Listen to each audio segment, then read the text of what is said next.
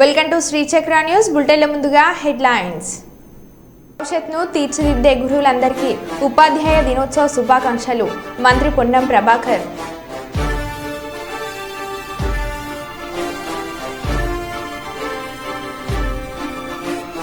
అమరావతిలో అర్ధరాత్రి భారీ వర్షం, ఉధృతంగా వీస్తున్న గాలి.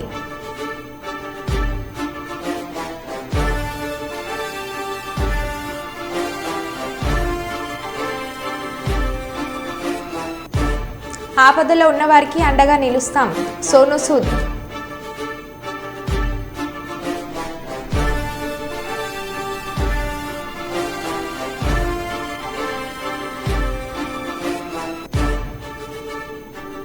ఉపాధ్యాయుల దినోత్సవ వేడుకలో పాల్గొన్న పాణ్యం ఎమ్మెల్యే గోడ్చేడతారెడ్డి.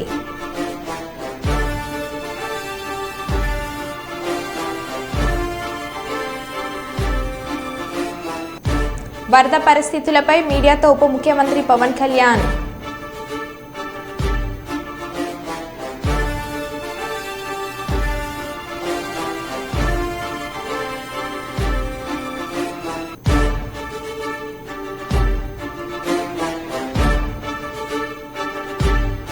మెదక్ కలెక్టరేట్లో రాష్ట్ర వైద్య ఆరోగ్య శాఖ మంత్రి దామోదర్ రాజనరసింహ ప్రాతినిధ్య సమావేశంలో పాల్గొన్న ఎమ్మెల్యేలు.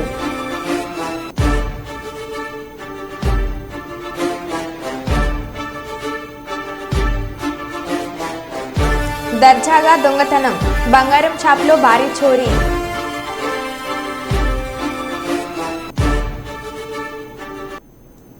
ఇక వివరాల్లోకి వెళ్తే, పరిస్థితులపై కాకినాడ జిల్లా కలెక్టర్తో టెలికాన్ఫరెన్స్ లో మాట్లాడిన deputy CM Pawan Kalyan. Flood situation చెప్పండి. ఇప్పుడే మాట్లాడుతూ ఉంటే నాకు ఇది మన గోదావరి ఆన్ రైజ్ అని చెప్పారు. మొత్తం ఈ పోలవరం ఎక్స్ట్రా ఇవన్నీ వచ్చేస్తాయి అనేది. సార్ ఇప్పుడు మన ఏలేరు రిజర్వాయర్ మొత్తం 24 TMC సార్ దాని కెపాసిటీ 24. దాంట్లో 20.2 దగ్గర ఉన్నాం సార్. మనం ఇప్పుడు 20.2 లెవెల్లో ఉన్నప్పుడు అంటే మనం అంటే నా inflows also are at 5000 cusecs sir. నా 5000 క్యూసెక్స్ ఇన్ఫ్లోస్ వస్తున్నాయి కాబట్టి వర్ ప్లానింగ్ కొంత రిలీజెస్ ఇప్పుడు స్టార్ట్ చేస్తే అట్లీస్ట్ ఒక 500 to 1000 వరకు రిలీజెస్ స్టార్ట్ చేస్తే సార్. కొంత పెద్దాపురం వైపు వెళ్తాయి, కొంత పిఠాపురం వైపు వస్తాయి sir. So we are just planning that execution sir. We are think at around 3 o'clock time కి ఒక 1000 క్యూసెక్స్ వరకు రిలీజ్ చేయగలిగి కొంత పెద్దాపురం వైపు కొంత పిఠాపురం వైపు డైవర్ట్ చేస్తే at least people will be aware and they will be కొంచెం ప్రిపేర్ అవుతాం సార్. అంటే మధ్యలో ఎక్కడైనా బ్రీచెస్ ఏమైనా ఉన్నా తెలుస్తుంది సార్. సో నేను కూడా ఇప్పుడు పిఠాపురం వైపు వెళ్తున్నాను సార్. సో వీళ్ళు పర్సనలీ విజిట్ దోస్ ఇంపాక్ట్ అయ్యే విలేజెస్ అని వెళ్తాం సార్. ఫార్మర్స్ రైతాంగాన్ని చెప్పారా? ఇప్పుడు ఆల్రెడీ ఇంటిమేట్ చేసాం సార్. మార్నింగ్ నుంచి అదే పని మీద ఉన్నాం సార్. మొత్తం కంప్లీట్ విఆర్ఓస్ కి, తర్వాత irrigation department is on the same job sir. నేను కూడా అందుకే 3 o'clock వరకు మనం ఏం రిలీజ్ చేయం సార్. మనం ఒకవేళ ఏలేలో రిలీజ్ చేసినా కూడా it'll take 1.5 days to reach మన Pithapuram or Gollapuram sir. Main అంటే లాస్ట్ టైం విజిట్ లో కూడా గొల్లపురంలో ఈబీసీ కాలనీ ఒకటి, మన Surampeta railway station colony sir. అవును సార్. సీతానగరం, లక్ష్మణాపురం, మల్లవరం, ఏ విజయనగరం ఒకటి, ఏ మల్లవరం, వాళ్ళకి ఆ గ్రామాలు కొంచెం అలర్ట్ చేయండి కొంచెం. Yes sir I'm going there sir. అక్కడికి వెళ్తాం సార్, రైల్వే ట్రాక్ దగ్గరికి. What I want to do is sir, అక్కడ ఒకవేళ ఎవాక్యుయేట్ చేస్తే ఎక్కడ పెడదాం అనేది కూడా చూసుకొని వచ్చేస్తాం సార్. అలాగే ఫుడ్ ప్యాకెట్స్ అడిషనల్ గానీ కావాలా మీకు? ఆల్రెడీ దానికైనా ప్రిపరేషన్ కావాలా? ఎట్లా? ఇప్పుడు ఇంకా మనకి ఆ స్టేజ్ అవసరం లేదు సార్. అవసరం అయినా కూడా మనకి లక్కీ ఏంటంటే సార్, కాకినాడ ఇస్ మనకి ఇబ్బంది ఉండదు సార్. కాకినాడ టౌన్ వరకు అంటే ఎనఫ్ సప్లైస్ ఉంటాయా? ఎనఫ్ సప్లైస్ అదే. నేను ఇన్ఫాక్ట్ మన విజయవాడ కూడా మనం ఆల్మోస్ట్ 1 lakh ప్యాకెట్స్ పంపించాం సార్ మన జిల్లా. సార్ మెడికేషన్ ఆల్సో మన దగ్గర all required stock is available sir. Already నేను వెరిఫై చేసుకున్నాం సార్. నేను ఎంటైర్ అదర్ మున్సిపాలిటీస్ నుంచి ఆఫీసర్స్ ని, ఒకవేళ మున్సిపాలిటీస్ లో తర్వాత డాక్టర్స్ అందరినీ నేను డెప్యూట్ చేసుకుంటాను sir, in case if it comes to that. Thank you Shriman. To ensure that no human loss is there, sir. Right sir. Good day sir. Thank you sir. Kurnool జిల్లా ప్రజా పరిషత్ స్థాయి సంఘం సమావేశంలో పాల్గొన్న పాణ్యం ఎమ్మెల్యే గౌడ్చేడతారెడ్డి. కార్యక్రమంలో జిల్లా parishad chairman Errabothula Papireddy, ZP CEO Nasarareddy మరియు జెడ్పీటీసీలు, సంబంధిత ప్రభుత్వ అధికారులు తదితరులు పాల్గొన్నారు.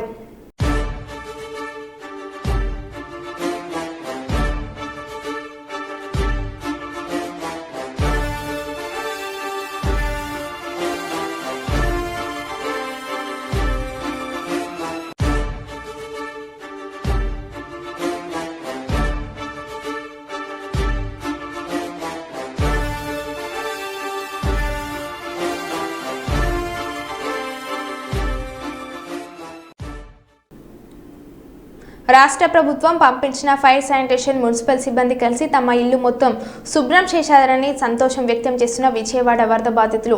చంద్రబాబు ఆలోచనలతో ఫైర్ ఇంజన్లు పెట్టి మరి ఇల్లు శుభ్రం చేయడం అనేది మేము అసలు ఊహించలేదంటున్న సింగ్ నగర్ ప్రజలు. ఆఫ్టర్ క్లీనింగ్ మా ఇల్లు అనమాట. కిందంతా ఫైర్ వాళ్ళు, మున్సిపాలిటీ వాళ్ళు, శానిటరీ ఇన్స్పెక్టరు అందరూ వచ్చి మాకు హెల్ప్ చేసి మొత్తానికి వాళ్ళే చాలా మటుకు క్లీన్ చేశారు.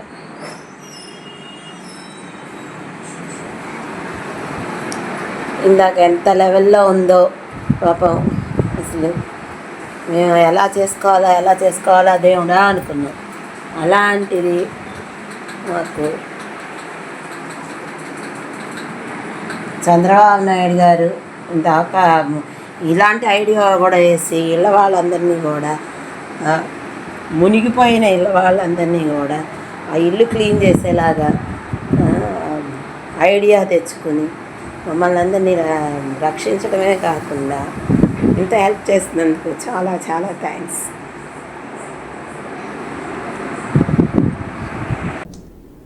మాతృదేవోభవ, పితృదేవోభవ, ఆచార్య దేవోభవ గురు పూజోత్సవ దినోత్సవ శుభాకాంక్షలని మంత్రి పుట్టిన ప్రభాకర్ తెలిపారు.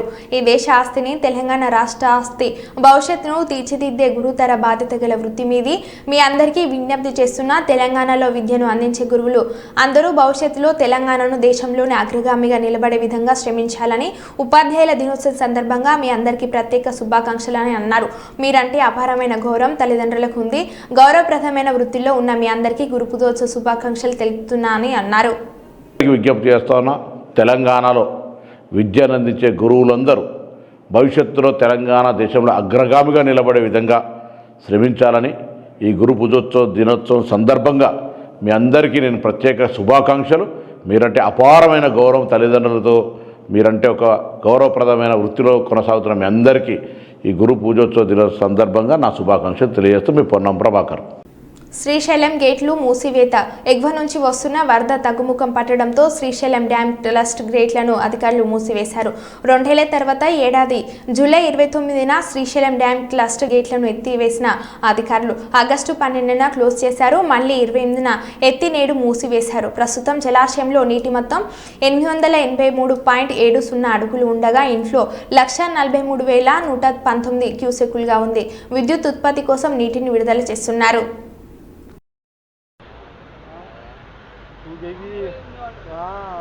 आप मंगाता है तो बोला नहीं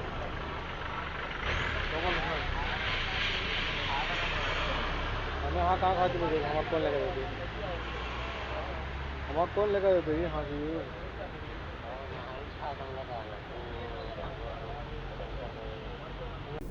గుంటూరు జిల్లా పొన్నూరు పట్టణం తోటమ్మ తల్లిగుడి దగ్గర బంగారం దుకాణంలో బుధవారం అర్ధరాత్రి 4 దొంగలు చొరబడి దుకాణంలో ఉన్న సుమారు 35 లక్షలు విలువ చేసే వెండి, బంగారు వస్తువులను అపహరించారు. షాప్ షెల్టర్ తీసి దర్జాగా నగదు చోరీ చేయడం సీసీ కెమెరాలో రికార్డైంది. షాప్ యజమాని ఫిర్యాదు మేరకు పట్టణ పోలీసులు విచారిస్తున్నారు. రాజస్థాన్ ముఠాకు చెందిన వారిగా పోలీసులు అనుమానిస్తున్నారు.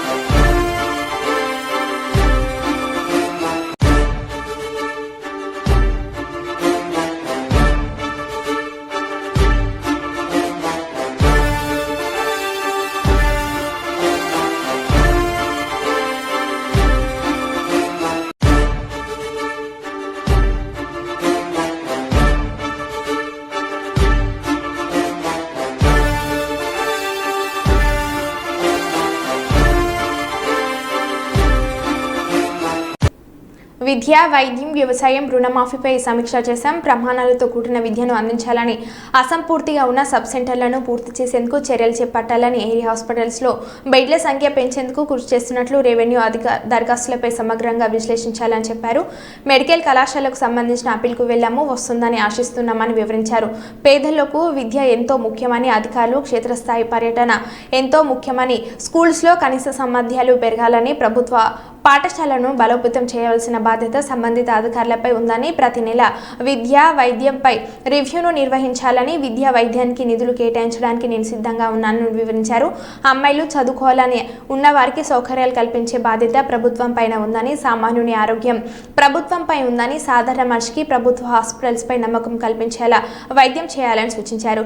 వైద్యంపై కలెక్టర్ టాస్క్ ఫోర్స్ కమిటీ వేయాలి, భూసేకరణను ఫీల్డ్ విజిట్ చేయాలని, సేకరించాలి అని, లోకల్లోనే సరికొత్త పిహెచ్లను త్వరలోనే ఏర్పాటు చేస్తామని చెప్పారు.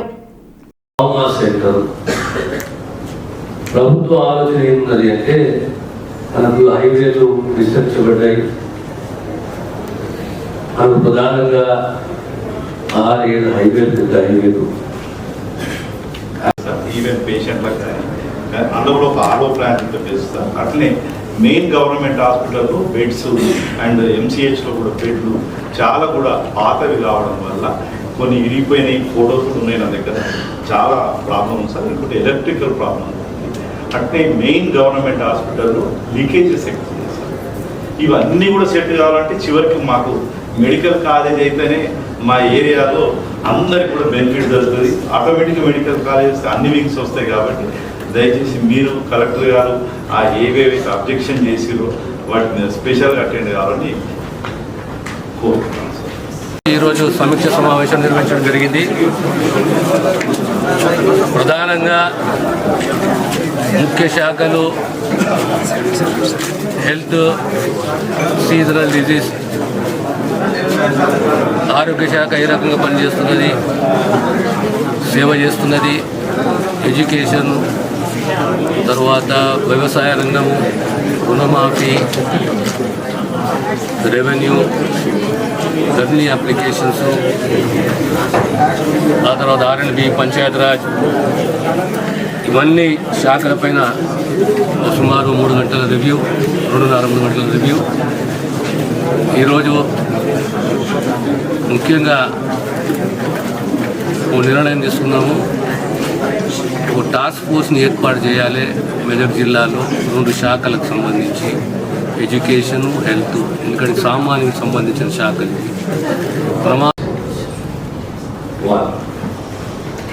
Secondly, as far as seasonal diseases are concerned, municipal authorities walking కానీ ట్రైన్ కానీ ఆ మిషనరీ అడిషనల్ తీసుకోవాలి. మూడవది కొంతవరకు స్టాఫ్ కొరత ఉన్నది, యథార్థం వాస్తవం. దాన్ని స్ట్రెంథెన్ చేసే ప్రయత్నం చేయాలి. తర్వాత all new mandals need new PSC. అన్ని కొత్తగా ఏర్పాటైన మండలాల్లో ప్రైమరీ హెల్త్ సెంటర్స్ని ఏర్పాటు చేసుకోవాలి. సబ్ సెంటర్స్ ఇన్కంప్లీట్ అయినాయి. దానికి అందులో నిధులు కావాలి. 5 లక్షలు 4 లక్షలు యావరేజ్గా నిధులు కావాలి. ఇది కామన్ ఇష్యూ ఉన్నది అన్ని జిల్లాల్లో. 4-5 కోట్లు అవసరం ఉన్నది. Take care of it. తర్వాత రిపేర్స్ ఇప్పుడు ఎంత చెప్తున్నాను, ఎడ్యుకేషన్ కానీ హెల్త్ కానీ we're responsibility to the society. సభ్యులకు, శాసన మండలి సభ్యులకు, అధికారులకు అందరూ కూడా పేరు పేరున నమస్కారం తెలియజేసుకుంటా ఉన్నాను. సార్, మరి లాస్ట్ టైం మీరు వచ్చినప్పుడు మిమ్మల్ని సిటీ స్కాన్ కోసం మరి రిక్వెస్ట్ చేయడం జరిగింది. సార్ 30 days టోకెన్ ఇస్తాను. అది కాకుండా మరి ఎవరు ఏ పేషెంట్ వచ్చినా అన్నెసరీగా మరి వేరే హాస్పిటల్కి రిఫర్ చేస్తూ ఉన్నారు. అంటే ఇక్కడ బర్డెన్ తగ్గించుకోవడానికి వేరే హాస్పిటల్కి రిఫర్ చేస్తూ ఉన్నారు. మన శానిటేషన్ ఒకటి ప్రాపర్గా లేదు. అదొకటి మనం మ్యాక్సిమం రెక్టిఫై చేశాను సార్. నేను ఈ 1 monthలో చేశాను సార్. ఇంకా ప్రయత్నం చేశాను సార్. అది మస్కిటోస్ ప్రాబ్లం ఒకటి బాగా ఎక్కువైపోయింది సార్. ఏంటంటే చికెన్ గునియా, మలేరియా, అంటే వేరే డిస్ట్రిక్ట్స్కి కంపేర్ చేసినప్పుడు తక్కువ ఉండొచ్చు, కానీ ఇక్కడ కూడా బాగా అయింది. మరి దాన్ని కూడా ఎంత చర్యలు తీసుకోవడం, మరి తక్షణమే దాన్ని కూడా చర్యలు తీసుకోవాలని కోరుతా ఉన్నాం. సార్ అమరావతిలో అర్ధరాత్రి భారీ వర్షం, ఉధృతంగా గాలి వీస్తుంది. నిద్రాహారాలు సైతం మాని బుడమనేరు గుడ్ల పూడిక పనుల్లో జలవనరుల శాఖ మంత్రి నిమ్మల నిమగ్నమయ్యారు. పనులు ఎక్కడికక్కడ ఆటంకం కలగకుండా అర్ధరాత్రి 1 గంట నుంచి తెల్లవారుజాము వరకు జోరుగా వానల్లోనే తడుస్తూ దగ్గరుండి పనులను పర్యవేక్షిస్తున్నారు.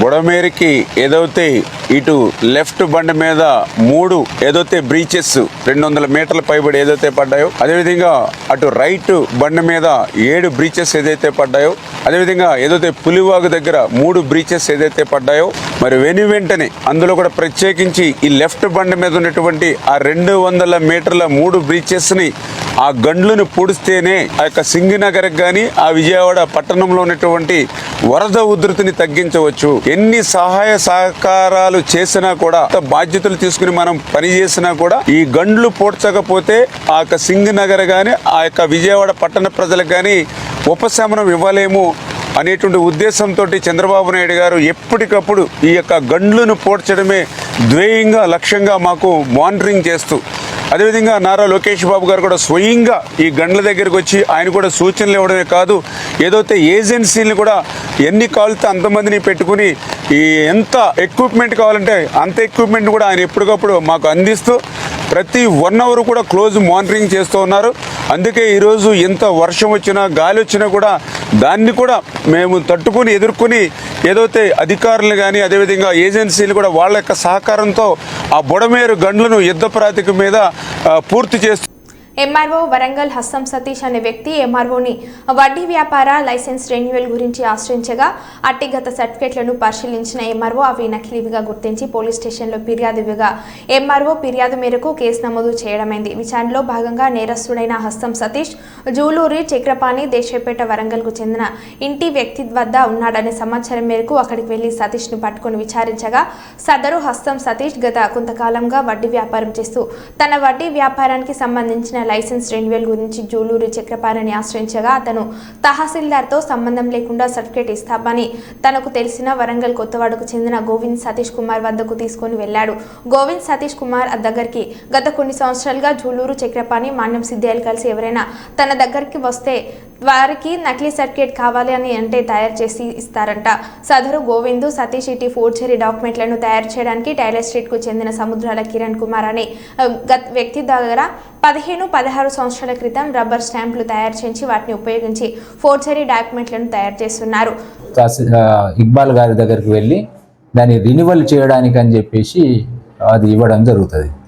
అయితే తహసీల్దార్ అది పరిశీలించిన తర్వాత ఈ సంతకాలను చూసి ఈ సంతకాలు నాది కాదు, నేను ఇష్యూ చేసినటువంటి సర్టిఫికేట్ కాదు, ఇది రినివల్ చేయడానికి కుదరదని చెప్పి దాన్ని రిజెక్ట్ చేస్తూ మా సిఐ గారికి ఎంఆర్ఓ గారు ఒక కంప్లైంట్ పంపిస్తారు.